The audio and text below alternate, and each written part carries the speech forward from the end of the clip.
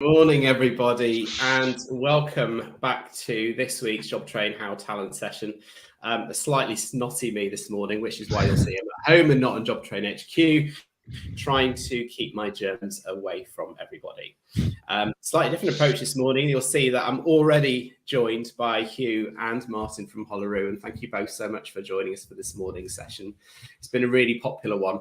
Clearly, candidate engagement and experience is very much at the front of everybody's minds, and so it should be. At the moment, demand for workers is about 60% higher than pre-COVID, according to the Office for National Statistics. Candidate engagement is dropping. Employers are seeing a huge drop in the people that are applying for roles because unemployment is an all-time low, about 3% at the moment. And at the moment, there's about 1.2 million live vacancies.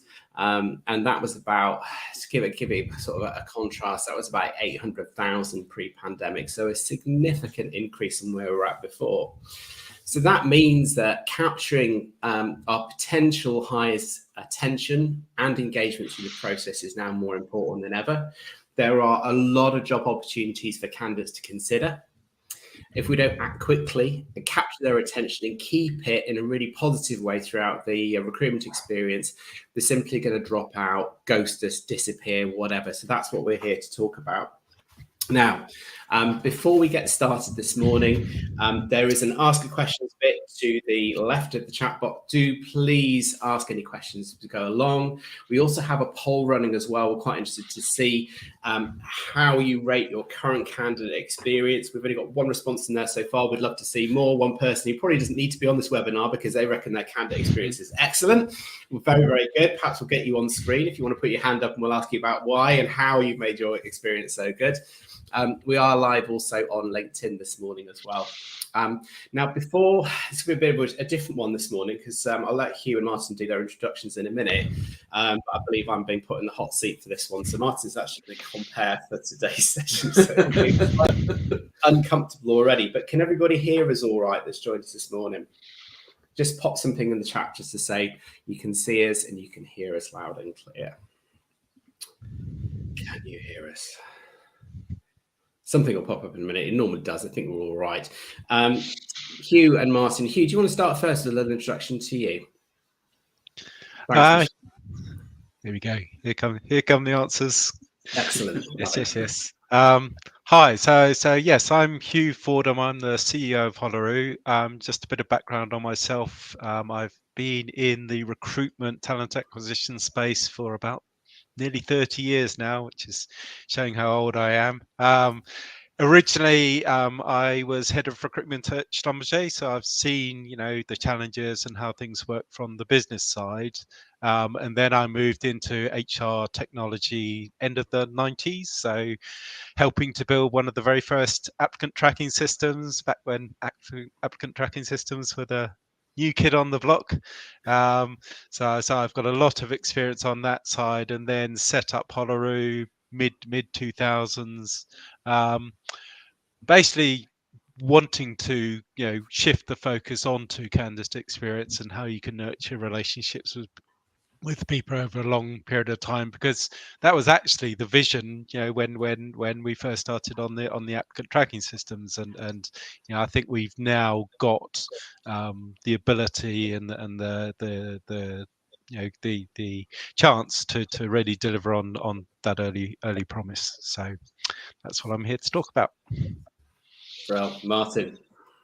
Hi, thanks, Giles. So Martyn Redstone. I currently work with Hollaroo on leading their content and community. I've been in the recruitment industry for coming up to 20 years, not as much as Hugh, but still a decent amount of time. We all used to have hair when we first started. So. That's great. I haven't got his hair. It's just grey now. I don't know if that's having kids or working in recruitment or a combination of the two, or a combination of the two. It basically starts from the top and works its way down. So mine fell out and now my beard's going grey. So it's, I daren't wonder where it's going to finish. But it's so for the last 10 or so years, I've been a recruitment technologist, for want of a better word, and my kind of specialist subject area is candidate experience and engagement. So really looking forward to today's session. Good. I thought for everybody, just that, I mean, I'm sort of hijacking this already, but Martyn, you can take over in a minute. In terms of, I thought I'd start off with having a crack at a definition for what is candidate engagement, and then perhaps that might follow with a bit of a challenge from the two of you. So my definition of it is that candidate engagement is really the method, the process, and the action of continually reaching potential candidates, capturing their interest and communicating with potential hires as they come through the hiring process. So that's kind of like our starter for 10, if you like. And then Martyn, feel free to challenge and obviously then start firing away. I mean, if we look at the process itself, I mean, it's quite natural. If we look at sort of the funnel, I guess that maybe going to start with Hugh potentially. Yeah, and I guess my only challenge to that would be, when we talk about candidates, having, I think in this day and age, having this slightly broader view of what a candidate is, and your relationship with them shouldn't start at the moment they apply for a role, and it shouldn't end when you've made the decision on whether to hire them or not. I guess the point is that these days with social media and what have you, people are used to this idea of building relationships with organizations over long periods of time. And I guess, our starting point is you want to start that nurturing and relationship building the moment somebody's even vaguely interested in you, and then continue it, potentially after they join. And our big picture is, keep in touch with your alumni as well. So even when they've finished or not even finished the first part of their career with you, keeping in touch with them, because you never know, they might come back with them later. So yeah, I think my only point would be, think of candidates as everyone who could potentially be interested in you, rather than just the people who've applied for a role. Yeah, absolutely. And actually, it's interesting. I'm going to kind of throw a point out there, and Giles, you used a term that makes me shudder sometimes, which is process. And when I talk to recruiters about candidate experience and candidate engagement, the first thing they always talk about is their application process. And for me, it, like I said, that word process kind of makes me shudder, because I think that, as Hugh said, the experience and relationship is much more than just the process that you're putting people through. It's how they see you before they've even made a decision to hire. It's how they see you after hire and during hire, and all those kind of lovely things. And if you think about the way that, for instance, the way that we shop on Amazon, the experience and the engagement isn't just when you decide to buy something and go through the checkout process. And that's where I start thinking about, actually, are we really, as recruiters, are we really thinking about this properly, or are we just always trying to fit it into the recruitment, the actual recruitment and application process? Yeah. Hugh, I don't know if now might be a good time to share your power curve. Just to illustrate a point. I know that you're really keen to talk about it, and actually, I think it does illustrate a point really, really well. Yeah.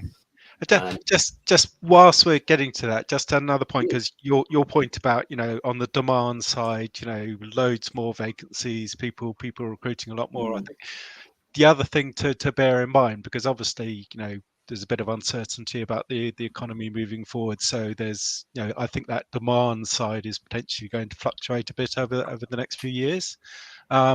But the thing that won't change is the supply side. And actually, I've been talking about this for years, and it's all been sort of thrown up in the air with the pandemic and what have you. But there's some big changes coming through. Firstly, on demographics. So everybody knows, the population of the UK is getting older, and so more and more people are leaving the workforce. And actually, the pandemic has had I don't know whether people are aware, but there's been a massive increase in the people who've dropped out of the workforce, because of long-term illness and what have you. So that sort of piled on top of that demographic change. And then, the other thing that you have to always be aware of is, our access to talent with Brexit, and not being able to access that wider talent community. So I just the point is, yes, absolutely, right now we're really, really struggling because the demand's really high. but because of the supply side changes, unfortunately, the challenge of the tight labour market isn't going to go away, even if demand drops off a bit. Cool. So, Hugh, how about you Yes, talk us through your power flow? I'm going to throw it up on screen now. So just give me a second. Just try and get the right slide up. Okay. Hopefully, everybody can see that okay. Yeah, so this is another sort of idea I had as I was sort of mulling over how things are. So thinking about that candidate relationship and where it begins and where it ends. And I think one of the interesting things is that as people move along that journey of being vaguely interested in you, applying for a job with you, going through the whole selection process, getting an offer, accepting the offer, joining the organisation, as they go along that journey, the balance of power between the candidate and the organisation shifts. So before somebody's even applying for you, all of the power is with the candidate because they haven't applied to you, and you know your whole goal is to persuade that person to make a job application. So power's with the candidate. Then they've made an application with you, and at that point, you know that they're interested in you. So almost the power moves back to the organisation to basically decide whether or not they want to make this candidate an offer, and then as they get closer and closer to the end of that, you're obviously getting more and more interested in them, and especially when you make them an offer, boom, the balance of power shifts straight back to the candidate because they know you want them, and your goal then is to make sure that they still join you. And it's sort of it's one of the key areas is your job doesn't finish once somebody's accepted an offer, because in this day and age there's so many counter offers, and you know, who's more attractive than somebody who another organization already thinks they want to hire them. So I think the point of that is that when you're thinking about candidate experience and where to put your effort, if you like, is put your effort into those areas where the candidate has the power, because that's when you know obviously we all want to give our candidates a great experience, and you know there's a sort of human desire behind that. But when you're going to the business and you're saying we need to invest in these areas, obviously the areas to invest in are where the candidates have the power. So persuading them to apply, so engaging with them pre-application, and then after the offer. And you're in a good place because you know one of the things that Job Train are very, very focused on is that post offer experience. So you've already solved, hopefully, that side of the equation, and then you know with people like us, we can start to look at those people who haven't yet applied. Absolutely, and I look forward to talking about the 4 C's of onboarding and that kind of thing as we go through this conversation. But to look at sort of the very early stages, almost the pre-apply bit, we're ultimately looking at sort of trying to engage with job seekers. Can you talk a little bit around that? So there's a lot of talk around it, and sometimes I think maybe it's seen as a bit of a dark art in terms of, you know, CRM. What is it? What do we need to be doing? Where are the touch points? How do we even reach people that aren't sitting on job boards that we're really struggling to engage with at the moment? Yeah, and one of the interesting things there is lots of the work we do and the platform that we run is based on behavioural science, so nudge theory, you know, the ideas of persuading people to do things. And there were some really interesting insights on that from one of the founders of the field, who said when you think about reaching people and persuading people and building relationships with people, everybody tends to focus on what he calls the accelerator. So basically pushing people to do things, you know, sending them nice videos or what have you, sort of persuading them to, or trying to push them down a road. And he says what people often ignore is what he calls the brake, which is basically the things which are stopping people doing things. And basically the whole point is if you don't do anything about those things which are preventing people from doing things, doesn't matter how hard you push on the accelerator, you're not going anywhere. So in the candidate relationship space, I think, you know, if I look at it, I think some of the barriers are, the first one is organizations tend to be very opaque. So they basically, you know, it's often a black hole. You don't really know what an organization's like, what sort of things they're actually looking for. So that tends to dissuade people from expressing interest. The second point is often the experience when they do start to express an interest is a very negative one. The whole process is built around rejections. We used to sort of slightly joke, and it was sort of a harsh truth, that what we were building when we were first building applicant tracking systems was actually rejection management systems. And you can't get away from that, but you have to bear in mind that if the only interaction a candidate has with your organization is when they apply for a job and get rejected, that's going to sort of slightly dissuade them from expressing interest again. And then the final point, which is something that's, I think Martyn's already mentioned, consumer expectations and the consumer experiences. And one of the things that's come across with that over the last decade probably is this desire for authenticity. So everyone's realizing that you get a lot more effect from using, and I'm not sure I feel completely comfortable with it, but influencers and the people you trust and using their voice to persuade people to do things is incredibly valuable. And so I think in the recruitment space, one of the big ideas is authenticity. And basically, rather than being too glossy and too corporate, if you can start to have more authentic interactions and more authentic voices, that's very, very powerful for persuading people to take an interest in you. Yeah, I'd absolutely echo that. And I think sometimes there's a couple of things here. It doesn't need to be that complicated in terms of, you can overcomplicate it in terms of how to reach an audience. If you take an organization, it doesn't matter whether you're large or small, and you consider the people that work within your organization, most of them are active to a greater or lesser extent on some form of social media. It doesn't matter if it's Instagram, Facebook, LinkedIn, what have you. And I think the average number of connections that any individuals like to have is about 400. So that is each employee's potential audience that they can reach on your behalf. And invariably, that's going to be a really diverse potential pool of people that might be interested in working for your organization.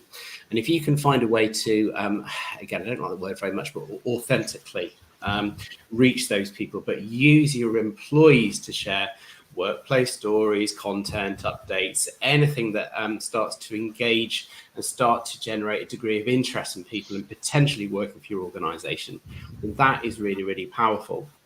And I think sometimes people fall into the trap of immediately going out with job offers and job adverts and that kind of thing. Yeah. And I've written an article recently a little bit about this, and it's almost like going on a date with somebody and then expecting them to come straight back to your house. It's never going to happen. You've got to develop a know-like trust relationship with that person before you can say, right, come over to mine for dinner. And that's probably going to be a coffee, a conversation, a walk, or whatever it might be to start to get to know that person. Only then, when you got to that point, you've almost given the reason for going to the next level that you should do.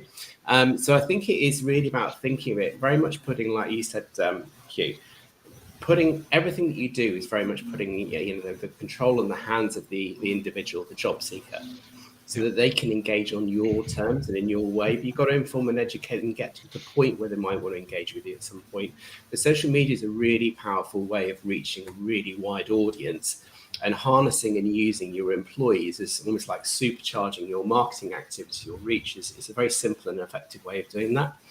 Now, I know that there are really sophisticated tools out there that can start to reward people for likes and shares and all that kind of thing. But you can do it on a very simple basis to start with. And it may be that specific areas of the business, whether it be, I don't know, tech or operations or finance, you may have some specific influencers that have particularly good networks of people that you may want to reach, and just perhaps start with them first, and simply test and engage the level of engagement and likes and shares or comments or even click-throughs you might have to your content on your career site and that kind of thing. That is a really good place to start. Yeah. No, and that ties in with the different way of looking at employee referrals, because you're absolutely right. The classic approach is tell people about our jobs and propose somebody for a particular job, which first of all, people feel potentially uncomfortable with that, and as you say, it's not something you necessarily do with a friend. It's just, go and apply for this job, No, because especially if if I you know refer that the people or application Jane, they process. crash and burn or don't do a good job, that's going to reflect really badly on me. And I think that really puts people under pressure in some way, rather than just sharing content amongst the whole of their network. Well, exactly. That invites people that might be interested to come and apply, and that's a little less pressure. And that's exactly it. So you make the whole process. Oh God, sorry, Martyn. I talked about process, but you make it about people rather than jobs. So you basically say to your trusted people, which is your employees, or that could potentially be your alumni as well. If you know good people, let them know about us. We'll keep them lovely and warm and engaged, and treat them well. And if they apply for a job, at some point in the future, that's fantastic. But it's all about, helping us to find good people and start to build that relationship with them, rather than straight away saying, get this person to apply for a job. You touched on something there about keeping people warm once we've got them almost. So career sites, if you capture somebody's interest on social media or via job board or elsewhere, it might be a sourced candidate via LinkedIn or something, or a sourced job seeker. Once you bring them in, a career site is obviously a really good place where you should start to inform and engage and tell a story and explain a lot about what it's like to work within your organisation. For sure, career sites are important. A little bit of a plug for job training, that we've just released our all new career site builder, so we can actually allow our customers to build their own careers websites now. But that's one part of it. The next bit is probably going to be an exchange of information in some way. So how should the audience here, and how should we as recruiters then start to engage with those people that have said, okay, I might not be ready to apply for a role with you just yet, but I am interested in finding out more and keeping in touch with you? Well, there's the old-fashioned thought process is, a quick kind of e-commerce conversion technique of, can I have your email address? Can I have your name? And by the way, we've injected a cookie into your browser so we can track all the different content that you're engaging with. But ultimately, one of the things that we're talking about at the minute internally here is the fact that, in the not too distant future, cookies are going to be a thing of the past. And what does an email give you? The ability to just send an email out and have an email list. And how many times do you send an email out to say, here's a list of all of our jobs that we think might be a good match for you, where they're not really a good match, and how many responses do you even get to that? How many applications do you get to that? So I think it's worthwhile pointing out the now in terms of what a lot of people are doing from our experience, and then thinking about things slightly differently, which I know Hugh was chomping at the bit just to jump in there in terms of that. But I was going to say, Martyn, you've been very quiet. You talk about this. So. Well, it's only because I've been looking at a lot of the what people are doing right now in that, and one of the biggest challenges that the industry is talking about from a recruitment marketing perspective is this kind of death of the cookie and what comes next. So just I thought I'd jump in because it gets people starting to think about that, because we have been talking about that quite a lot. Yeah, and the other thing just to bear in mind, which is, obviously there's lots of consumer marketing methods and tools and technologies and what have you that can be applied into the recruitment space. I think one of the big differences is potentially the timeframes that we're talking about. So when you're dealing with a candidate, it's entirely possible that the relationship with them will last for years before they actually apply for a job and get hired, and that's fine. And the point is, if you build your whole ways in which you engage with that in mind, you can manage it very, very effectively. Most consumer marketing will not be thinking, oh, we're going to nurture this relationship for 5 years before they buy something.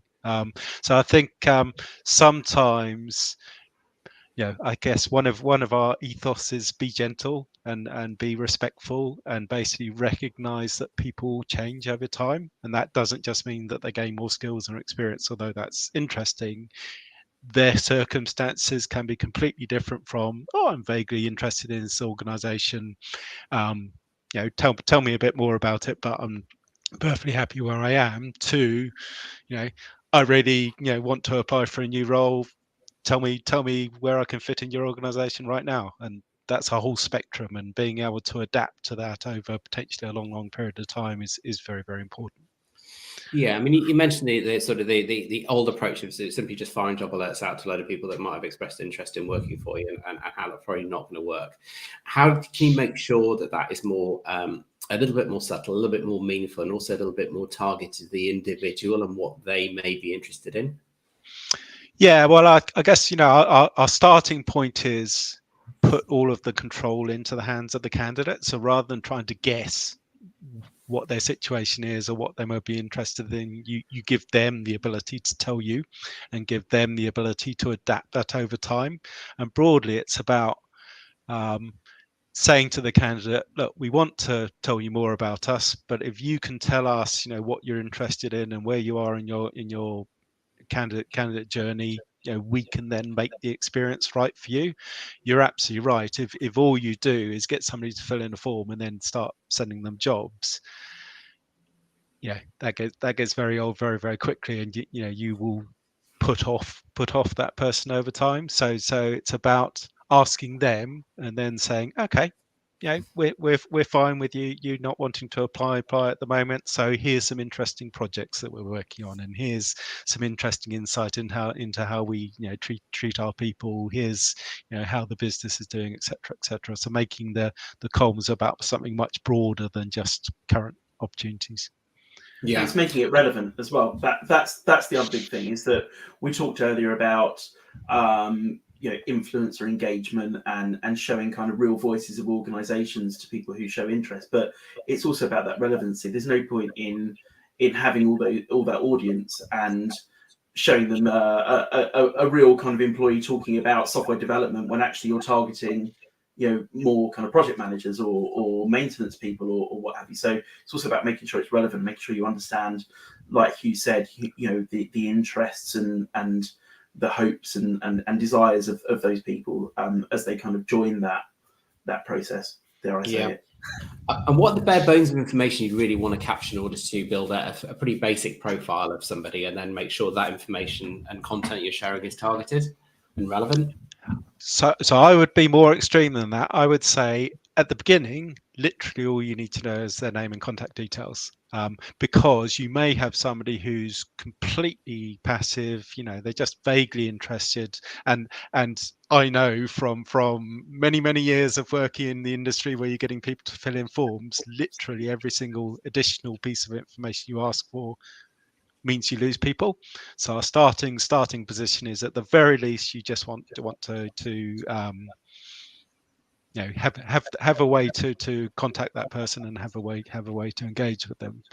And then what you do is you use nudge theory, gently encourage people to do more, and especially if they're telling you, okay, I'm really interested in you as an organization, let's start talking about roles that I could be interested in. Obviously, what you say to them at that stage is, well, I'd be really, in that case, really interested to know what sort of roles you're interested in, where you might want to work, what sort of salary expectations you got, etc., etc. Plus, what you've been up to, what skills you've got, etc., etc. So all of the classic things that will help you to then engage with them in a very precise and very targeted way. But the point is, you do that when the candidate's ready for that, rather than try and do everything all at the beginning of the process. Okay, that's interesting. And what about the frequency, cadence, that kind of thing, of the communications you're going to send out to people? How often should it be? How should we mix that up? What should it consist of?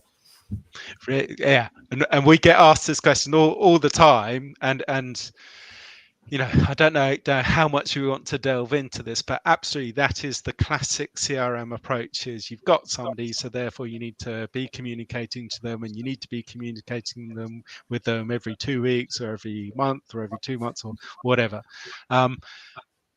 The point of interacting with somebody in a more social way is that the candidate gets the information when they want the information. So they say, either say to you, or they go onto the platform and they get the content when it's right for them. So typically what we'll do with candidates is we'll say, look, if you're completely just browsing, you're just vaguely interested, here's, knock yourself out, read whatever you want on the platform, and we'll probably send you something once a month that could be of interest.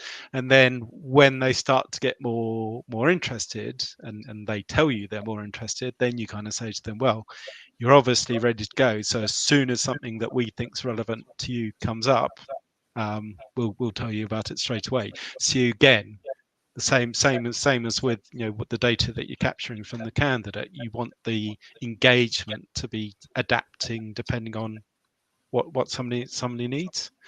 There's another thing which I'm really interested in, which is I think this pre-application relationship building is potentially a time to start to give people access to some of your assessment tools as well.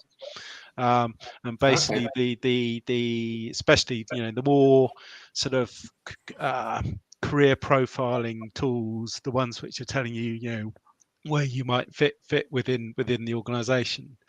I think the reason why I think this is really potentially very powerful is, again, it's all about making a negative experience positive. So if somebody's applied for a job and you give them access to all these tools, but the sole purpose of that is basically to tell most of them, no, we don't think you're suitable for this role, it's a negative experience. Whereas if you give them access to those sorts of tools beforehand, the conversation then becomes, use these tools and we'll then tell you where we think you could fit within the organization. So it's a much more positive conversation. So when you talk about what data you can gather from the candidates, I'm a strong advocate on saying you could start to even introduce some of your assessment tools or techniques or what have you earlier, with this whole goal there is to get better quality of applicant. So basically you've got a much more informed applicant. You've got an applicant who's applying from a source of knowledge rather than just desperately trying to apply for every job because that's the only way they can see to engage with the organization.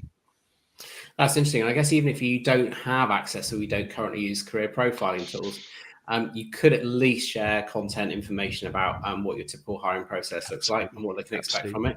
It's all about, the conversation is, we want to help you make the right application to us as an organization, and everybody wins because the candidate wins because they're much more likely to get a positive response, and the organization wins because you don't get the hundreds and hundreds, if not more, of unfocused applications.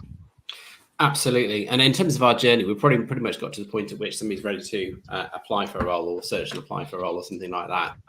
I think what I'd say on that is ensuring when you look at that experience of somebody searching and finding and applying for a role, it's got to be simple. It's got to be something that a candidate will instantly recognize. So we've just updated and changed our own candidate UX. It's being rolled out to clients at the moment. And the key part of that is the job search. Now, that job search is on purpose modeled against pretty much most of the job boards on the basis that a lot of candidates have gone through a process will be immediately, okay, right, I understand what this is. I now understand how to search for a role. I know it sounds really easy, but it's because we do it all the time, but candidates sometimes aren't doing it that often. So if you make it easy and something they instantly recognize, then that can really help. We had a really interesting session with Appcast last week where they talked about the length of job adverts. And the sweet spot for those is typically between 300 and 800 words. And the job titles themselves should be pretty much no more than about 3 words and instantly recognizable. So something that's going to be aligned to what that person is used to searching for, rather than the weird and wonderful job titles that we sometimes conjure up thinking about. I know we've got a few of those within our own, within job trade as well. Laura's our amazing brand communication champion, but if we were, not that we ever would, but if we ever hiring, it's 3 words. Well, it's going to be in the marketing capacity. But thinking about text-based job adverts are pretty dull. And if it's possible to introduce adverts and images like a lot of our clients do, then that has a lot more impact. A simple less than 1 minute video from the person that is hiring for that role, the hiring manager, attracts about 8 times more engagement from potential candidates, and also from self-selection perspective has a lot of impact, because it helps the person to understand, be introduced to the individual they might be working for, understand a little bit more from the role in a far more authentic way, and they can then decide for themselves whether they think that they are right and they want to continue to apply or they don't.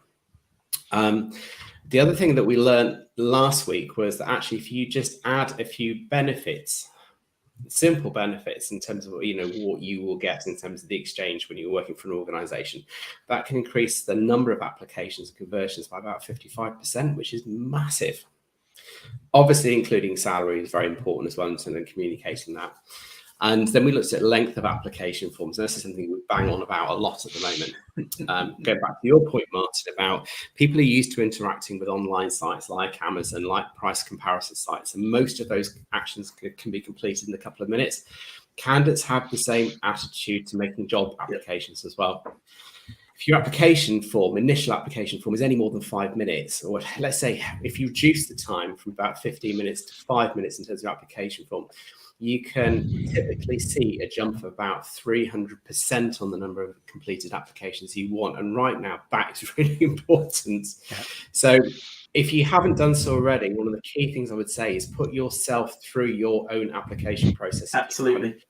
Time it. Challenge the information that you are requesting from the candidate at that initial stage. If it isn't required in order for you to make an initial assessment of that candidate, get rid of it.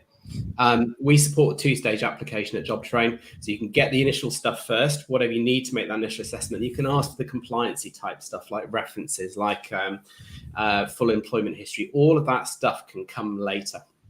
Yeah. We've also removed the need for registration. So, if you're forcing candidates to do a registration before they apply, then that can include drop-off as well.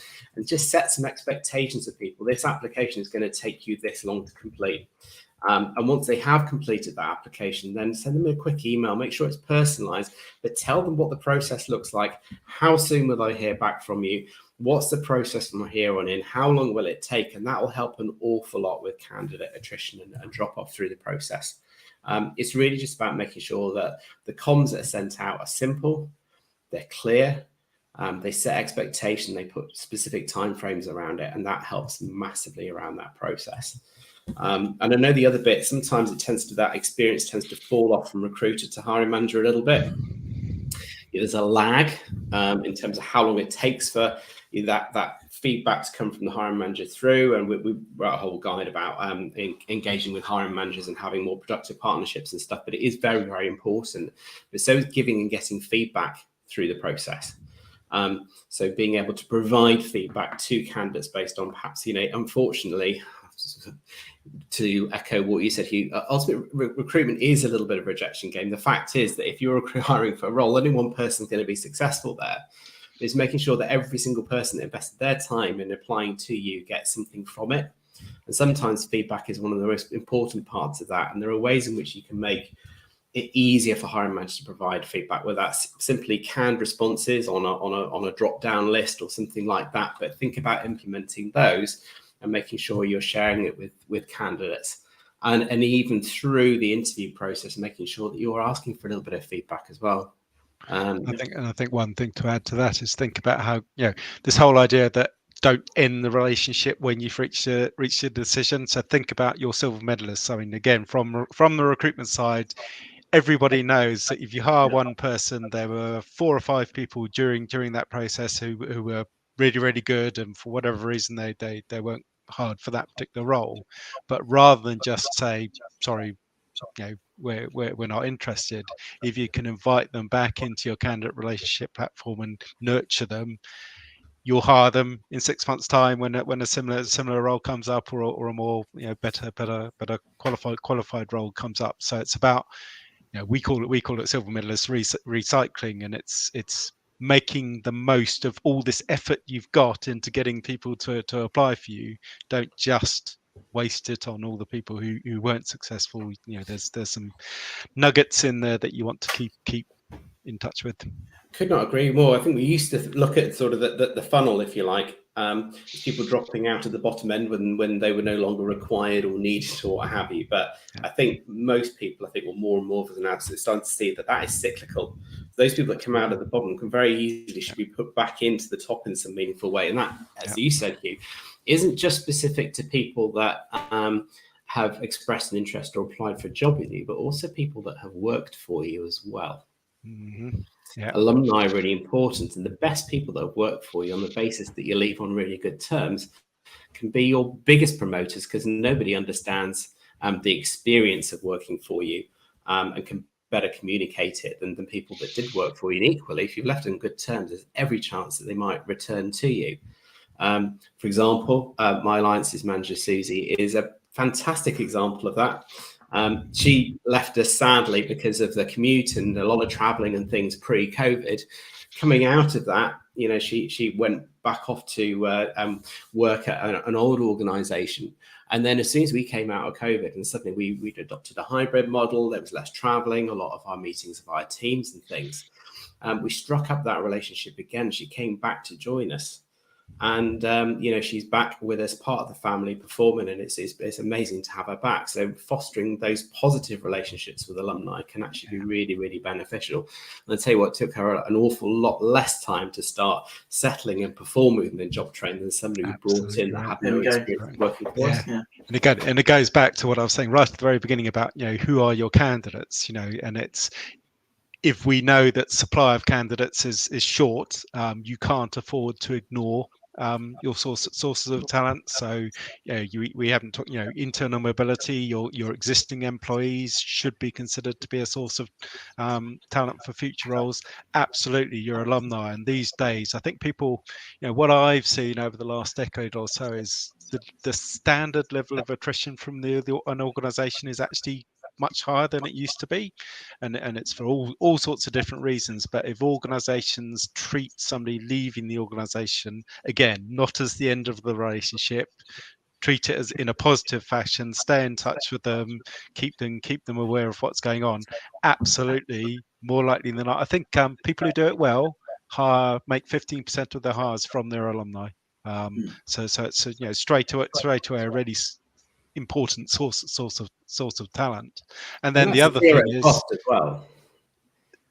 Low cost, speed to perform. You know, you already know them, so the risk of hiring them, you know, it's a fantastic source of talent. But also, and this is, you know, we talked about this from the employees as well, these people are your brand advocates. So if you treat them well when they leave, they'll still say nice things about you, and they'll introduce other people to you. So bringing all of your different communities of talent into one place and treating them all as potential sources of future hires is incredibly powerful. Absolutely, because even when people, you know, haven't been successful, they're going to remember the way that you made them feel versus probably the majority of the roles that they would have applied for. Most people don't hear back. Many people don't get any feedback through the recruitment process and that kind of thing. And people are all too ready to complain about a bad experience than they necessarily are to advertise and shout from the rooftops about a positive one. But if your name comes up, then they will remember that positive experience and that positive interaction. And the same is true of onboarding. I get excited about onboarding. A lot of people don't. I'm just a little bit sad. There's a lot of attrition through that process. So and it goes back to your point into your power curve, Hugh, in terms of the balance of power. That balance of power goes directly back into the hands of the candidate once you've made them an offer, for sure. Yep. And the simple fact is that if you aren't able to consistently engage with them post-offer, they're going to consider, you know, they'll be looking for roles elsewhere. There was some stats from Suzanne, and these are quite old now, Suzanne being the HR software provider, that about a third of people continue to look for jobs even after they've accepted an offer. But a good, and that is just a fact. Now, we talk about the 4 C's of onboarding a job training. So you've got your compliancy stuff, which is what most people see it as in terms of your offer letters, your contracts, your uniform forms, P46, now right to work checks, all those kinds of things. All that stuff needs to be done. But there's 3 other areas that are quite often overlooked. And that is the importance of communicating culture, connection with that individual even before they start working for you, then providing them with a little bit of context in terms of what it's going to like to work for you before they start.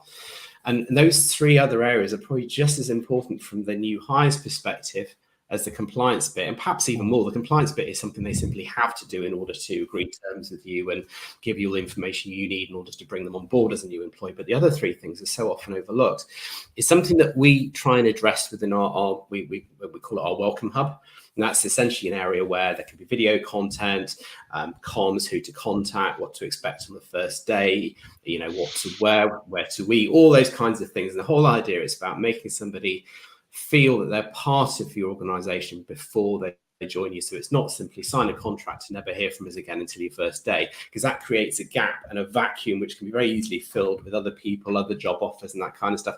And it can be quite an unsettling period as well, especially if you just handed in your notice and then suddenly there's complete black hole. There's no contact at all from the company you think you're joining, and then all that anxiety and slight nervousness starts to creep in. And it's about filling that, but you don't necessarily have to have all that amazing stuff within your ATS. Great if you have, but just simply having consistent WhatsApp communication, a quick video from the new manager or from the team or anything, or like, here's a photo of your desk all set up with all the stuff. I know we're looking forward to welcoming. All those different bits and pieces can make a huge difference between keeping somebody, losing somebody from the process. But a really good onboarding, there's some stats here from Brandon Hall Group. A good onboarding process can decrease the time to settle for new hires by as much as 30%, and it can improve new hire retention by 82%, and increase early productivity in terms of the time people take to settle and start performing by 70%. That's really powerful stuff. And that can be addressed really easily. Yeah. We talk about this as building a sense of belonging to the organization. So the making somebody feel part of the family straight away, demonstrably, and we've got data from our own clients that supports this, demonstrably reduces that level of post offer attrition and improves the speed to perform. And you know, if you start doing the numbers, if you start to work out the cost of a no-show, you know, it's tens of thousands of pounds. So you know, it doesn't take too many of them to turn around to show to your business, you know, we're now saving huge amounts of money to the business by, like you say, managing the post-offer experience better. Yeah, I mean, we crunched the numbers recently, actually, and we worked out that if you're doing 2,000 hires a year, the cost of a poor onboarding process can be up to £4 million for that organisation. It's an incredible part of that talent journey that just sometimes gets totally overlooked, and people see it as just a piece of administration. Can you complete this form? Can you fill this out? You know, 3 weeks before the start date or 2 days before the start date, and it like you said, it just doesn't give people that sense of belonging. You know, that opportunity to get up to speed, feel part of the team. You know, and everything you said is quite right. But you can take it one step further. You know, can you deliver some pre-starter, you know, training to get people up to productivity? You know, can you give them part of their induction before they even start, to speed up that productivity, and also get them landing on day one and feeling as though they are part of a bigger team because they've met some people on the course, they've met some trainers, they've interacted with people, you know, virtually. It can make a huge difference, both to that person and to the organisation. Yeah. So I noticed you two have been you've been very careful through this conversation. You've been sort of hiding your light under a bushel a little bit, and I've been making some blatant and obviously positive references to job train throughout all this, because I want to obviously communicate how we're taking responsibility for candidate engagement and helping to support that with our tech. But you haven't told us too much about exactly where Hollaroo fits into that and how that operates and how that supports and promotes candidate attraction and engagement. So it's because we're trying to build relationships with our audience and not force them down a process. Well, here's your opportunity. Jump on your soapbox now and give us a pitch. Yeah. I mean, if we talk about candidate pipelining, you know, our whole approach is basically, rather than push stuff to candidates, if you think about it as a social platform, think about it as your very own LinkedIn, the idea is that people can express an interest in you as an organization, and then it's up to them how they engage. It's up to them when and how they consume content. And demonstrably, and we've got data on this, candidates absolutely love the feeling of being in control, that it's not an opaque process, that they can see everything that's going on, and they decide how and when they want to engage with you.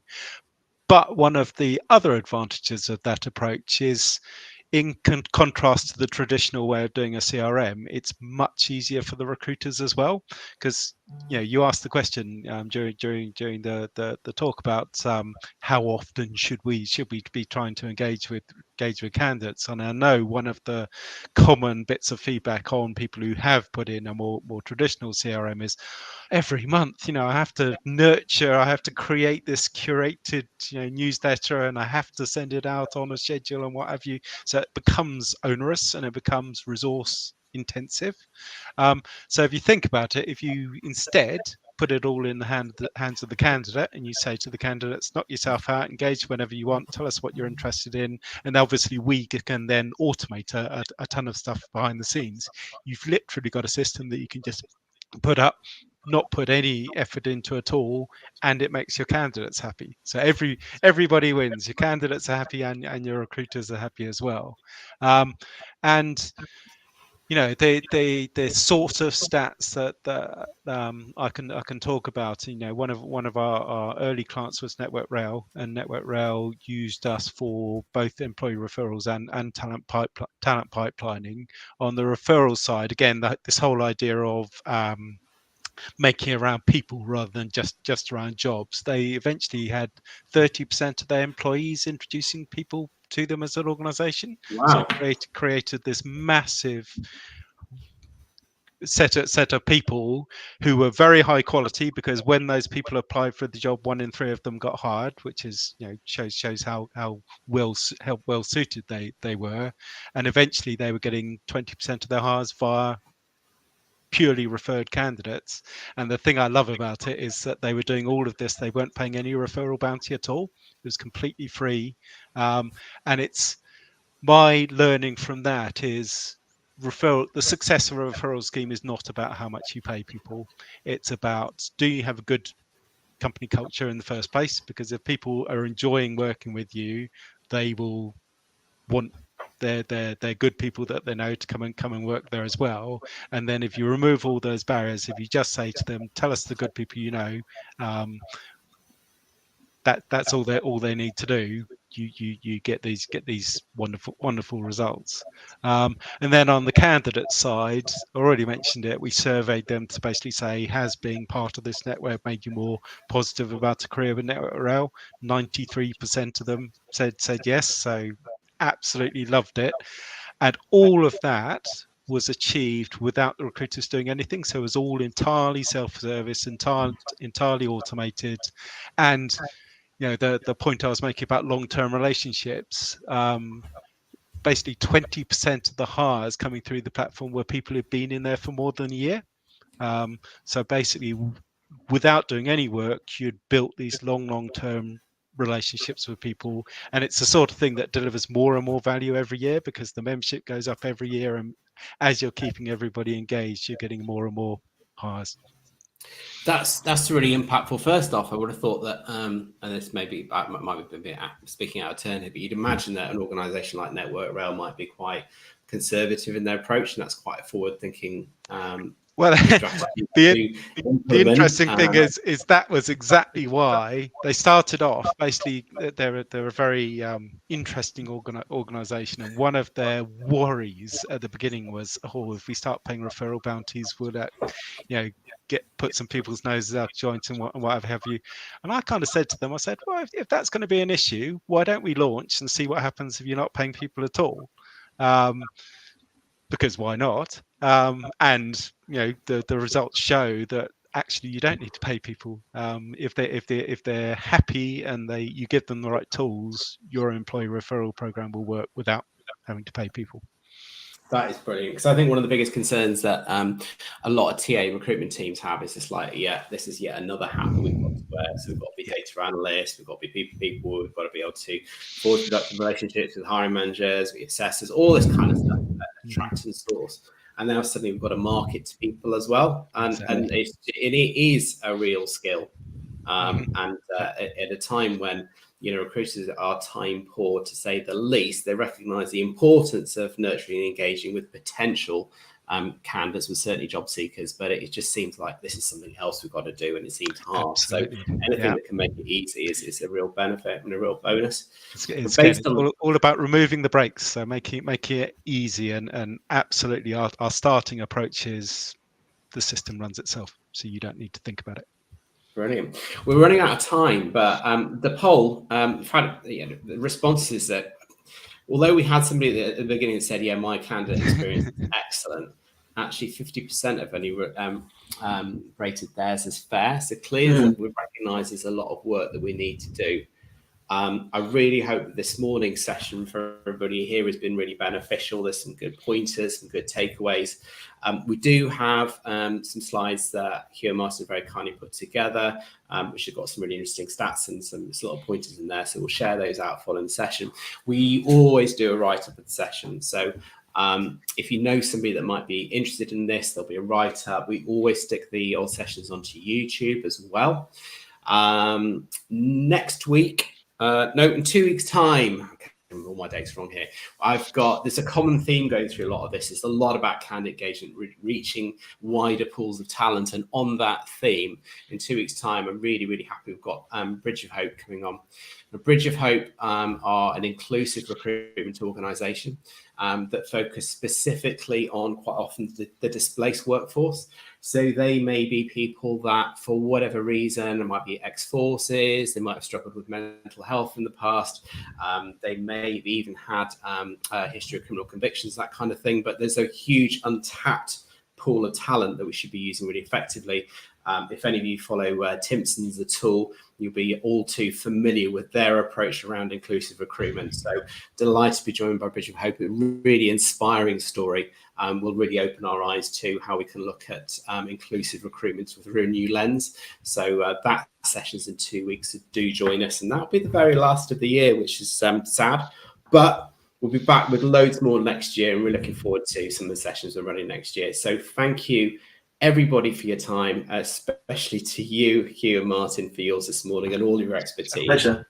I hope you all have a really good rest of the week. Stay germ-free, unlike me. And I will look forward to seeing you in a couple of weeks' time. So thanks very much, everybody. Thank you. Thank you. Thanks a lot.